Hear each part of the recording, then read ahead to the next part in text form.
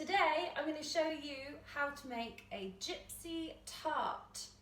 I'm not sure if you will have heard of this before. I certainly hadn't before I first made it, but trust me, it is delicious and you will make this again and again if you have a very sweet tooth. This is a rich short crust pastry base, so the most kind of basic that you can do. So don't panic about pastry and let's have some fun. I also need to apologise for my state of attire. I've just been for a run. I'm into my fitness, and later on I'll be fitness whole pie in my mouth. In my bowl here I have got 150 grams of plain flour. No need to sift it, don't worry about that. I've got 75 grams of unsalted butter cold from the fridge and cubed, so cut it into cubes before you put it in. I've got 2 tablespoons of icing sugar because this is a sweet short crust pastry. And on the side of that, I've got 1 egg yolk mixed with half a teaspoon of lemon juice and 1 tablespoon of very cold water. So I just got some ice cubes from my freezer and put it into some water and then just put a tablespoon in there when it was nice and cold. So first thing we're going to do is just rub in the fat to the flour to make a breadcrumby sort of mixture. This shouldn't take long at all. Apparently this Gypsy Tart originates in Kent. I've never had it before. So, I mean I have now because I can't stop making it, but before that I'd never heard of it or had it before. As you can see, I'm just picking it up, running it through my fingers like that with the fat. So they always say, the old wives thing is that if you've got cold hands, you'll be very good at pastry making. If you've got warm hands, you'll be very good at bread. And I'm always quite warm, but I do really like making pastry. So yeah, nice breadcrumbs there. And then you just kind of make a little well in the centre of that and just pour in your egg, lemon juice and water there. Just get your fingers in and just using one hand because otherwise it could get really messy. Just mix that all in together until it kind of forms a dough. And pastry is very different. Sorry, siren again.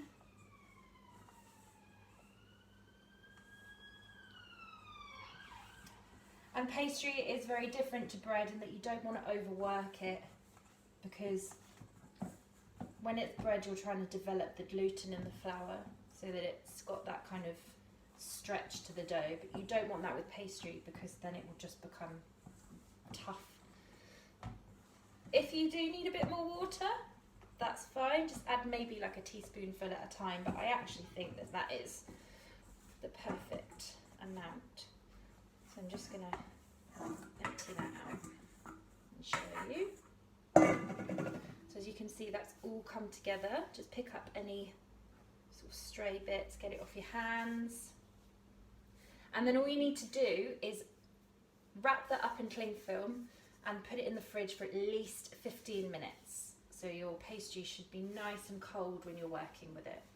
So that's had its time in the fridge. And what we're going to do now is dust the work surface with a little bit of flour, plain flour's fine, and then just turn it out and we're just going to roll it. I've got a 20 centimetre foil tin. I am taking this out of the house so it's just a little bit easier and I don't have to worry about bringing home a tray. But yeah, you need to make sure that your pie dish is quite thick.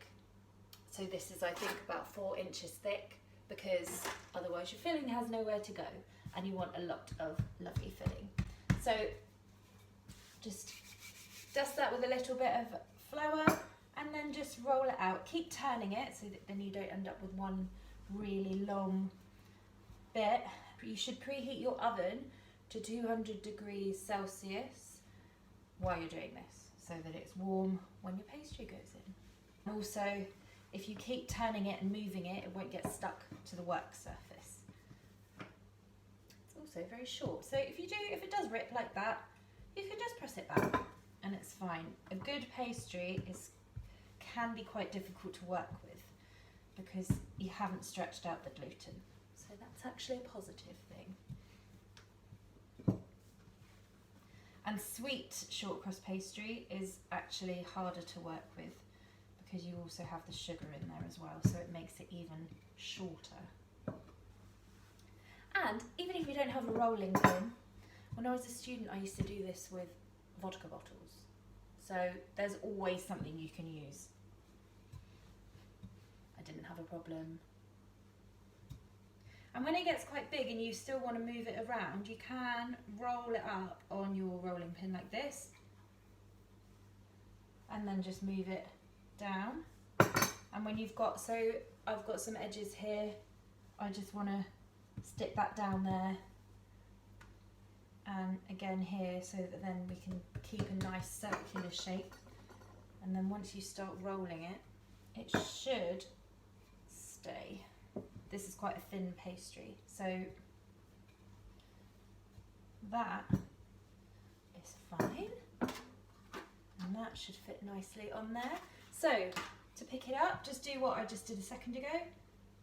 Don't stress too much if it looks like it's going to break. We can patch this down. Okay,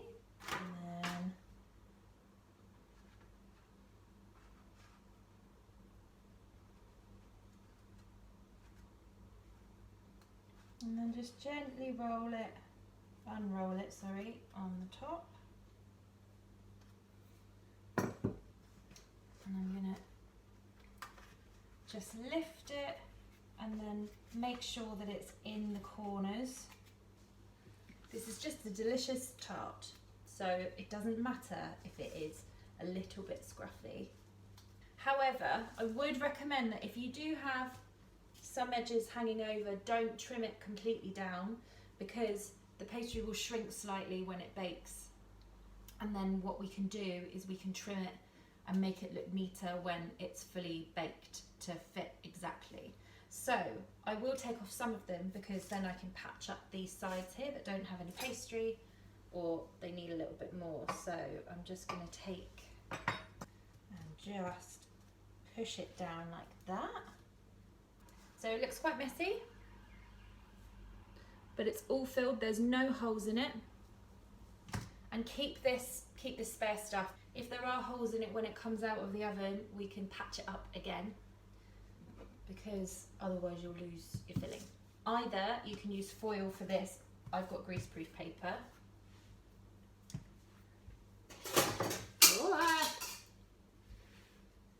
Take a fork and just prick a few times in the base. Then push down either some foil or some greaseproof paper. And if you have baking beans, this is the time to put them in there. I use uncooked rice.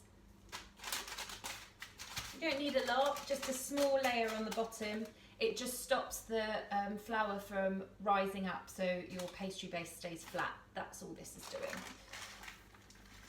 Obviously you can't cook the rice afterwards. When there's no filling in a pie and you're baking the pastry first, this is called baking blind. So we're going to bake this blind for 15 minutes at 200 degrees.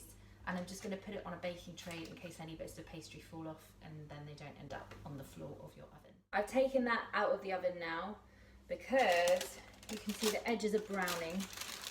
So I'm just going to pick up my rice, straight in the bin. You can see that the pastry is cooked. The bits on the edge are a little bit brown. That's fine because we can at this point trim them off and make it look a bit neater. At this point, turn your oven down to 190 degrees. So as you can see, that's now quite a lot neater. It's still not, it's not an artwork, guys. That's fine. We're just home baking. I'm just gonna, this is the point as well, if there are any gaps in the bottom of your pastry, this is the point you can use that excess bit to just cover them up so that then when you put the filling in, it's not gonna leak everywhere. It's gonna go back into the oven for another 8 minutes at that lower temperature. And while that's baking for the last little bit, use a mixer or an electric hand whisk, or you can do this by hand, but you need quite a lot of elbow grease for this.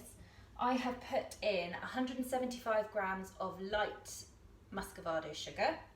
You also need a small tin of evaporated milk, so that's 170 grams. And my favourite ingredient again, condensed milk, but we don't need all of this. You only need 230 mils, and this is a 397 gram jar. I think you can get half jars as well, but I like having extra. And you're just going to put them all in a bowl. I'm going to try and not eat any out of the jar today, because that is not ladylike.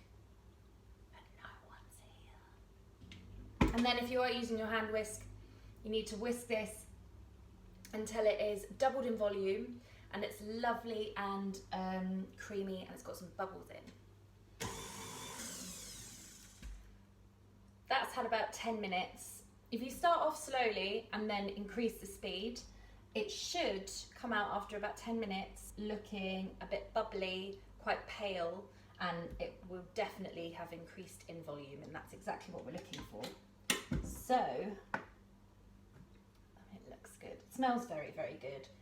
It's still very liquidy. This will firm up as it has baked and cooled. And then all you need to do, just give that a little mix just to make sure that there's nothing in the bottom, is just gently pour that in. You don't want to miss any of it, because it's delicious.